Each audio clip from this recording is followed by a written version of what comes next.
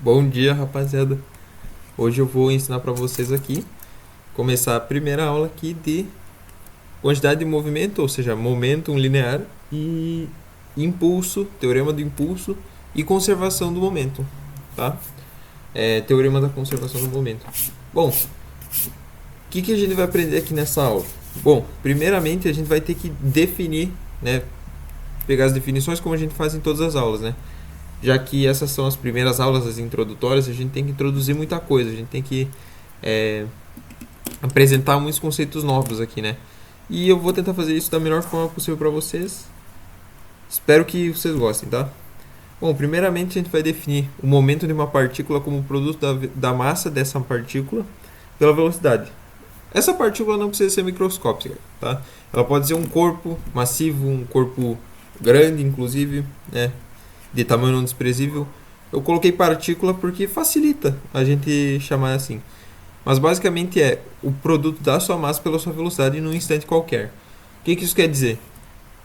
Você não precisa pegar, por exemplo, conceitos de derivadas para ter essa definição. A definição é exatamente produto da massa pela velocidade. Isso é o momento da partícula. Não existe não existe forma de você diferenciar disso, tá?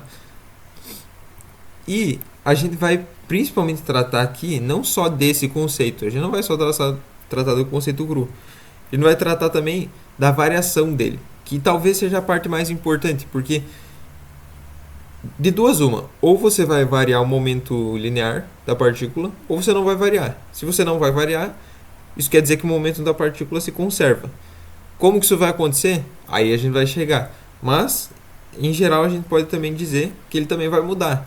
Como que ele pode mudar? Bom, a gente vai ver, de acordo com essa equação aqui, ó, que eu montei, que eu estou destacando agora, que essa função momento, né, vamos chamar de função vetorial, ela é uma função produto, né, o produto de um escalar por um vetor, que dá um outro vetor, obviamente. Bom, o que dá pra gente fazer aqui para calcular a variação? Fazer a derivada dessa função. Bom, em geral, você não vai ver isso daqui. Você vai ver só isso aqui. Por quê? Porque muitos livros, muitas questões mesmo, sempre tratam praticamente a massa como constante de um objeto, tá? E tudo bem, isso é até justo, porque a maioria dos problemas realmente vai ter uma massa constante. É difícil tu ter um problema em que esteja a massa despencando ou saindo do corpo ou sendo adicionado, saca? Mas você tem que sim levar em consideração, tá? Não pode esquecer que existe VDM. Por quê? Qual que é a regra da cadeia, né? A regra do produto, aliás, para a derivada de uma função que é o produto de duas. A gente tem que H' é igual a... Se H é igual a FG, H' é igual a FG' mais F'G. Bom, é exatamente o que a gente está pegando aqui, né? O linha quer dizer a derivada, né? Ou seja, um diferencial, né? Uma variação infinitesimal de uma grandeza. Nesse caso aqui as grandezas vão ser a velocidade e a massa. Por quê? Porque esse é o produto. Perfeito? Então, a gente vai variar o... Meu Deus, o que foi que eu escrevi aqui? Isso aqui tá meio indistinguível que eu escrevi aqui. Bom, basicamente o que eu quis dizer aqui é o quanto que a velocidade varia também a quantidade de movimento, se a massa for constante, né? Bom, para que você leve em conta isso aqui, você tem que ter um problema em que despenque massa, ou que entre massa no sistema, no sistema que você está analisando. Exemplo, tu tem um carrinho andando, tá? E ele tem um furo aqui, e ele está cheio de água, por exemplo. E daí tu tem um fluxo de água aqui, caindo. Bom, o carrinho obviamente vai perder massa. Isso vai fazer a velocidade dele aumentar ou diminuir, saca? Caso o momento se conserve, né? Em geral não vai se conservar, mas caso o problema diga que se conserva, se você perde massa, sua velocidade aumenta, saca? Você tem que manter o momento constante E se uma das grandezas despenca, a outra vai ter que aumentar para equilibrar isso, ok? Bom, aqui eu ilustrei, né, o como que seria, no caso, vou botar um chão aqui para nossa partículazinha, tá? Bom, agora a gente vai fazer aqui um paralelo com a segunda lei de Newton para momento, tá? Porque a realidade, que eu não estou lembrado, mas talvez eu tenha mostrado na primeira aula sobre leis de Newton, que a segunda lei de Newton, ela não é só o F igual a ma. A realidade é que essa equação ela surgiu de uma mais fundamental ainda, que levava em conta a variação do momento linear com o tempo, saca? O que o Newton fez? Ele pegou um corpo de massa constante, por isso mesmo que a gente geralmente desconsidera isso aqui, mas enfim. Ele pegou um corpo de massa constante, variou o momento dele. Como que ele variou o momento dele? De alguma forma. Alguma forma ele encontrou. Qual que era essa forma? Utilizando uma força. Ele definiu força como a grandeza que modifica o momento linear de uma partícula em um certo intervalo de tempo. E daí, vamos lá. Ó. Essa é a segunda lei de Newton, certo? Estou correto? O que é A? O A é a dv sobre dt, né? dv, no caso, variação de velocidade com o tempo. A igual a dv sobre dt. Bom, isso aqui é igual a força. Se você multiplica dt em cima e embaixo, o que... não é correto, não é o correto. Cara, aqui na física é diferente, mano. Se acostuma, velho. Se a gente passa isso aqui em cima e embaixo, em cima dos dois lados, aliás, a gente vai ter essa equação aqui. O que é essa equação aqui? Essa aqui, final. É o teorema do impulso, cara. O que é o teorema do impulso, brother? O teorema do impulso, ele basicamente diz que a única forma de você variar a quantidade de movimento, sem você, claro, despencar a massa do seu corpo, né? Um corpo de massa constante, é utilizando uma força externa, né? Uma força... Aliás, para um corpo, você pode usar uma força interna do sistema. Ó, vamos fazer até uma introdução aqui, ó.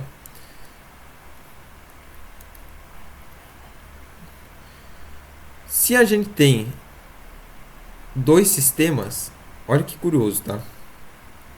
Suponha que tu tem dois sistemas, ou seja, tu tem duas partículas. E entre elas você tenha duas forças internas ao sistema. Percebe que se tu tem uma força agindo sobre S, S vai se mover, correto? Ele vai mudar a sua quantidade de movimento. A não ser que tenha algo impedindo, mas se essa for a força resultante, sim, ele vai mudar de quantidade de movimento. Mas o que acontece? Como essa força interna é compartilhada entre S e S', né? Os dois sofrem a mesma força para sentidos opostos. A força resultante é igual a zero. O que é esse quadrado maior aqui em volta? É o universo, né? No caso, é o que vai além do sistema. Se a força externa, ou seja, o que é uma força externa? Uma força que age sobre os dois corpos ou sobre um corpo, sem que o outro se afete de forma proporcional a que essa força externa seja nula para o universo. Tá? É essa a definição de força externa. Bom, o que eu estou querendo dizer aqui? Se você tiver uma força agindo sobre um corpo só, ele vai mudar de quantidade de movimento. Se você tiver uma força interna agindo sobre todos os entes do seu sistema e fizer a força resultante desse sistema ser zero, o momento do sistema inteiro vai ser conservado, tá? Ou seja, para você mudar o momento de todas as partículas, ou de pelo menos uma partícula ali sem afetar as outras, você tem que ter uma força externa sendo aplicada, tá? Uma força que não dependa desses corpos que estão sendo analisados, tá? Basicamente é isso. Então, para a gente variar o momento de uma partícula, você tem que aplicar uma força nela. Isso é fato. Uma partícula, você tem que aplicar uma força nela. Seja interna, seja externa, tanto faz. Se você tiver um sistema de várias partículas, você tem que ter uma força externa ao sistema, né, ao seu conjunto de partículas agindo, tá? E aqui a gente chegou no teorema do impulso, né? Se a sua variação de massa é igual a zero, o que eu falei, você tem que considerar que a massa é constante, tá? Porque senão isso aqui não vale necessariamente. Um corpo só pode ter seu momento alterado com massa constante se uma força externa, não nula, agir sobre ela. Pronto, é exatamente isso que a gente queria mostrar. Bom, para um sistema, no caso eu usei sistema com os corpos, né? Um sistema é basicamente vários corpos unidos, um conjunto de partículas, tá? Se a força externa é igual a zero, o ΔP total é igual a zero. O que é o ΔP total igual a zero? O que isso significa? Bom, isso significa que basicamente o teu momento é conservado no sistema.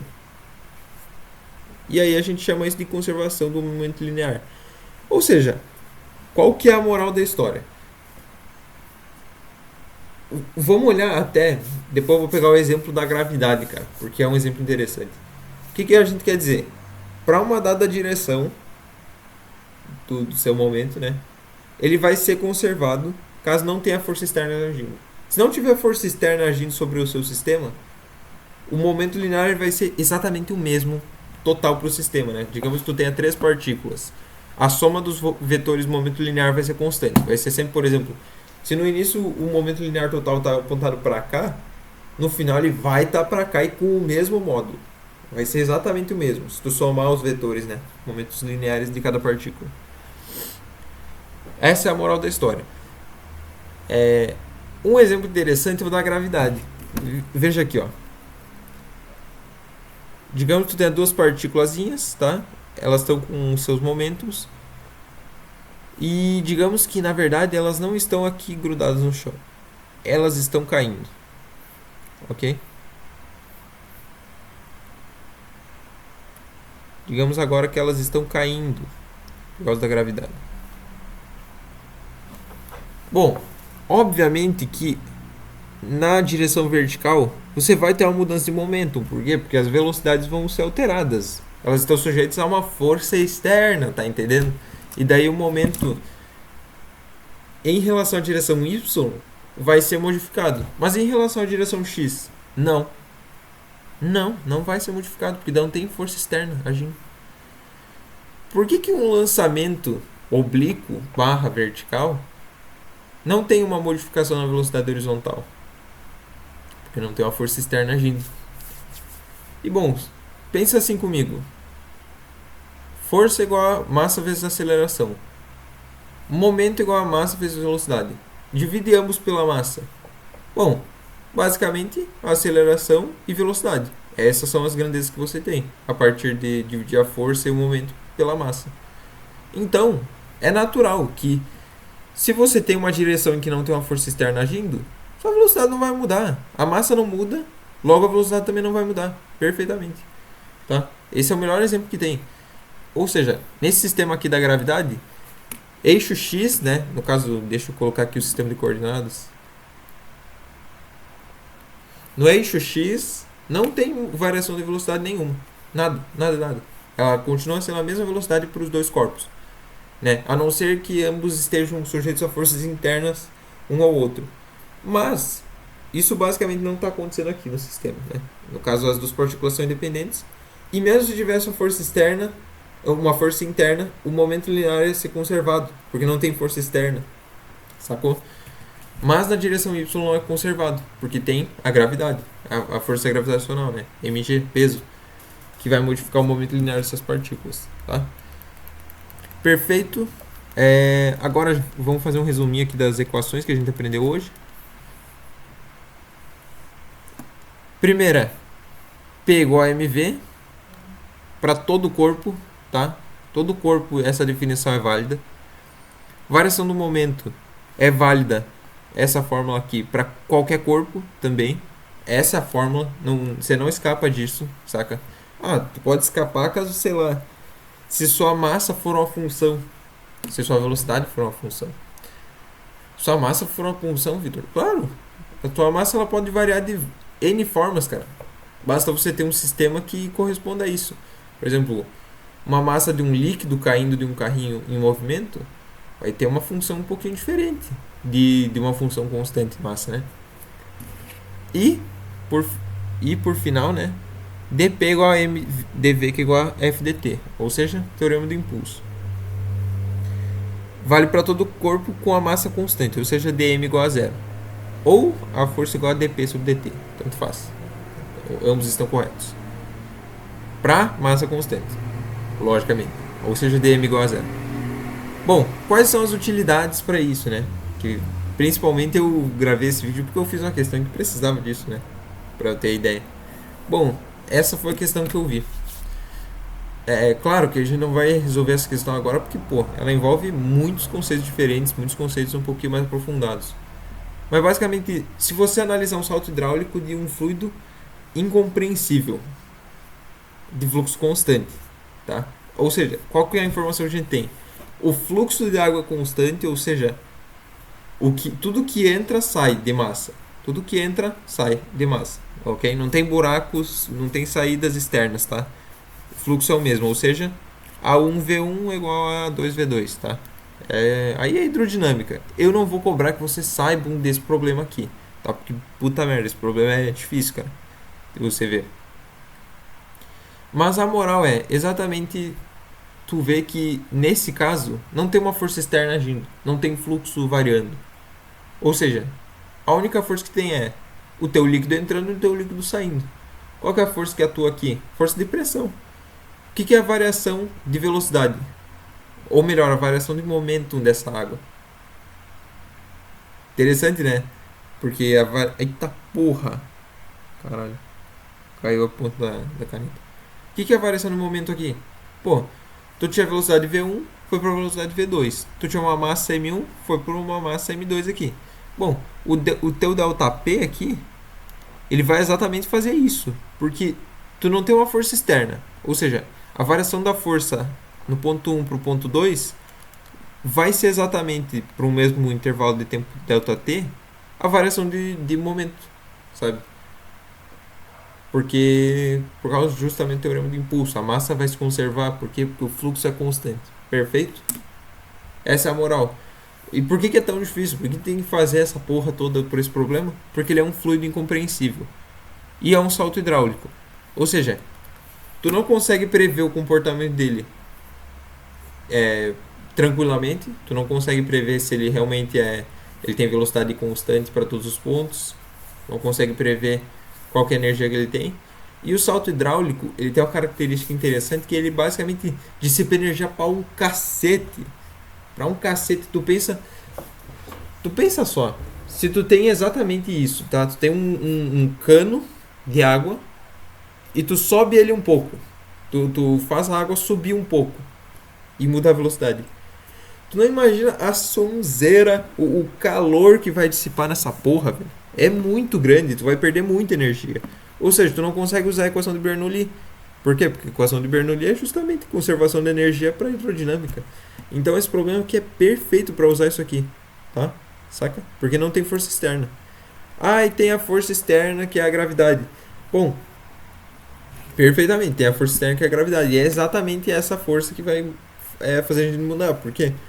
Porque a força 1 e a força 2 aqui são forças de pressão. Forças de pressão, elas são exatamente, necessariamente tratadas por uma força externa. Uma ação por uma aceleração externa. Poxa, a força de pressão clássica da água, ela é ρgh. A pressão, né, clássica da água é ρgh. Por que tu acha que tem um G ali, cara? Porque é uma força sujeita a uma aceleração externa, que é constante. Até certo ponto, né? A superfície é constante, sim. E a outra utilidade são as colisões. Que, bom, deixa eu ver quanto tempo que a gente tá gravando aqui, cara. 19 minutos. Tá, já deu. Já deu pra... Acabou pro beta. A colisão eu vou passar na próxima aula, tá? Graças a Deus eu já deixei pronto essa porra. E eu vou completar também esse novo quadro pra ficar completinho a aula. Basicamente essa foi a aula sobre momento, impulso e conservação. É curtinha? É, mas é muito importante. Vocês vão utilizar pra cacete isso aqui, principalmente se vocês forem fazer uma prova difícil, tá? Por que colisões? Porque numa colisão sem uma força externa agindo, o momento não vai variar. Isso vai ser interessante para tu calcular a velocidade final dos dois corpos com relação à inicial, caso tu tenha o coeficiente de restituição, tá? Que a gente vai falar também na próxima aula. Basicamente é isso. Tem vários bisus também que eu vou passar. E muito obrigado pela atenção, tá? A gente se vê aí na próxima aula. Uma boa manhã para vocês. Ou noite ou tarde, seja lá a hora que você estiver assistindo.